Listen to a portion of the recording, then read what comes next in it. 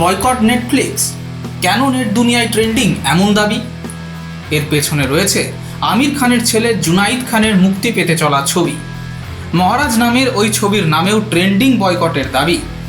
Hashtag ban মহারাজ ও x handle বা অন্য social মিডিয়ায় তাকালেই দেখা যাবে। কিন্তু কেন? এই ছবির মাধ্যমেই আমির পুত্রের অভিষেক ঘটবে সেলুলয়েডে। আর তার আগেই ছবিটিকে ঘিরে হিন্দুত্ববাদীদের ক্ষুব্ধ হতে দেখা গিয়েছে।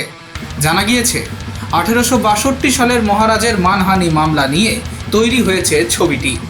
আগেই বজরং দল দাবি তুলেছিল মুক্তির আগে তাদের দলের প্রতিনিধিদের যেন ছবিটি দেখানো হয়, কিন্তু সেই দাবিতে কান দেয়নি নেটফ্লিক্স কর্তৃপক্ষ।